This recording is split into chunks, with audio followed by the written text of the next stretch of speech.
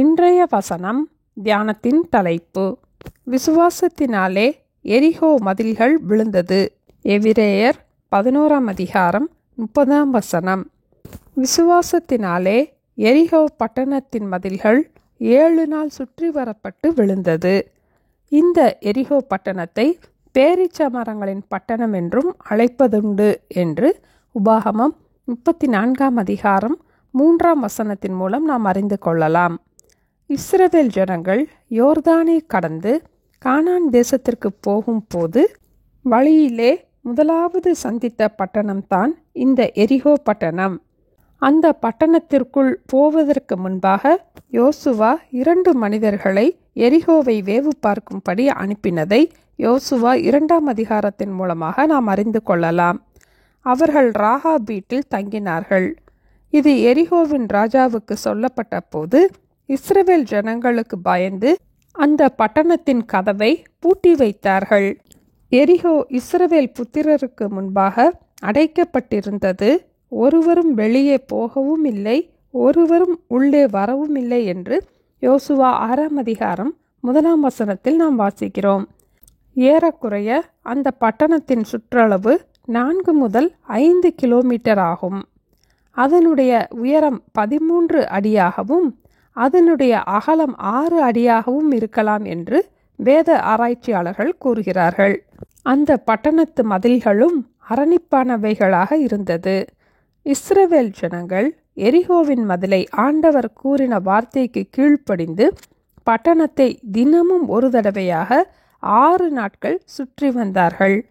7ஆம் நாளில் பட்டணத்தை 7 தரம் சுற்றி வந்தார்கள். 7 ஆசாரியர் உடன்படிக்கை பெட்டிக்கு முன்பாக 7 கொம்பு எக்காளங்களை பிடித்து கொண்டு சென்றார்கள்.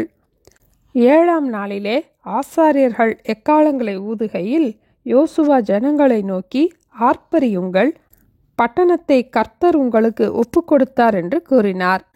எக்காள சத்தத்தை ஜனங்கள் கேட்டு மகா ஆரவாரத்தோட முழங்குகையில் அலங்கம் இடிந்து விழுந்தது.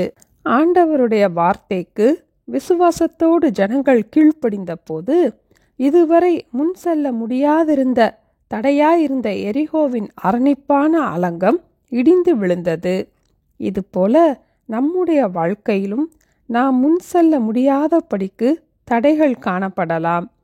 அடுத்த அடி எடுத்து வைக்க முடியாதபடி எரிகோவை போன்ற சோதனைகளால் சோர்ந்து போயிருந்தாலும் விசுவாசத்தினாலே எரிகோ பட்டணத்தின் மதில்கள் 7 நாள் சுற்றி வரப்பட்டு விழுந்தது போல நாமும் தேவனை விசுவாசிப்போம். அவரே நமக்காக யுத்தம் செய்வார்.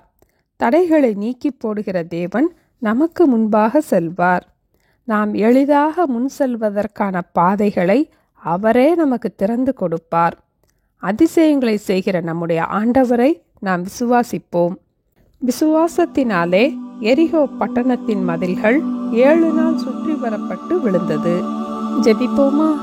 எங்களை நேசிக்கிற எங்கள் அன்பின் ஆண்டவரே, எங்களுடைய வாழ்க்கையின் பயணத்திலே எங்களை மனம் அடி உண்டாக்குகிற, எங்களுக்கு முன்பாக நிற்கிற எரிகோ போன்ற சோதனைகளை பார்த்து நாங்கள் சோர்ந்து போகாதபடிக்கு விசுவாசத்தினாலே தேவனை துதித்து நாங்கள் ஜெயத்தை சுதந்தரிக்க, அந்த பாதைகளை எளிதாக கடக்க எங்களுக்கு வேண்டிய கிருபைகளை தந்து எங்களை ஆசீர்வதித்து வழிநடத்த வேண்டுமாய் இயேசுவின் நாமத்தில் ஜெபிக்கிறோம் பிதாவே. ஆமென். Thank you. Have a blessed day.